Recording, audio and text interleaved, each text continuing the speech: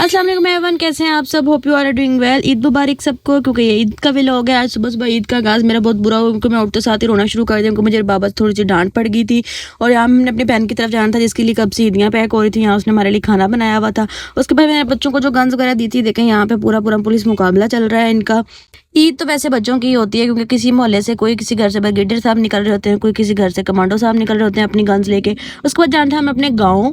अब आप सोच रहे होंगे पहले भी तो मैं गाँव आई थी, फिर अब कौन से गाँव जाना है? तो गाइज़ हम गाँव में नहीं, हम अपने शहर में अपने घर में रह रहे थे। लेकिन अब हमारा जो गाँव है बेसिकली, जहाँ मेरे ताया अबू, मेरे दादा दादी सारे रहते हैं, हम वहाँ पे गए।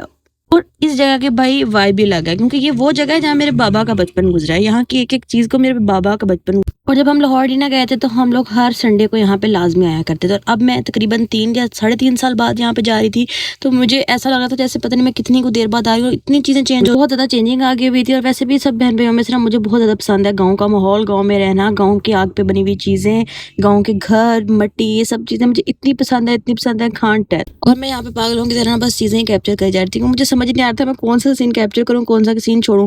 जो लोग गाँव में रहते हैं वो बिल्कुल इस चीज़ से रिलेट कर सकते होते हैं कि अपना गाँव और अपनी जगह, अपनी ज़मीनें कितनी खूबसूरत लगती हैं, कितनी प्यारी लगती हैं, कि मैं इस सिचुएशन को जो है ना वो लिटरली बयान भी नहीं कर पा रही। खैर यहाँ पे हम पहुँच गए थे अपने डेरे पे। मुझे लगा था हम यहीं से एंट्री मारेंगे, लेकिन मेरी मम्मा का जो है वो पैर पे चोट लगी हुई है, तो हमें डायरेक्ट सामने सामने गेट पे जाना पड़ा। फिर मेरे बाबा ने खतरनाक रास्ते से गाड़ी शाड़ी डाल के किसी ना किसी तरह करके डायरेक्ट गेट पे ही जाकर गाड़ी रोकी। और जब मैं देखती हूँ ना कि मेरे बाबा मेरी मम्मा का कितना ख्याल रखते हैं, तो मुझे बहुत होता है कि यार वाकई अभी भी सच्चा प्यार एग्जिस्ट करता है। क्योंकि मेरी मम्मा मेरे बाबा के साथ तब थी जब मेरे बाबा के पास कुछ भी नहीं था, इवन की नौकरी भी नहीं थी। और आज मेरे बाबा के पास अल्हम्दुलिल्लाह सब कुछ है, हर जगह है, हर चीज़ है। और मेरे बाबा भी आज मेरी मम्मा की कदर उस तरह, क्योंकि जो इंसान आपके बुरे वक्त में साथ होता है ना, और आपके अच्छे वक्त का हकदार भी फिर वही होता है। फिर यहाँ पे इतना प्यारा मौसम हो गया था, इतना प्यारा मौसम हो गया था कि वापस जाने को दिल ही नहीं कर रहा था। खैर फिर हम लोग अपने फूफा वगैरह सबसे मिले, फिर हम लोग वापस रिश्तों की तरफ आ गए।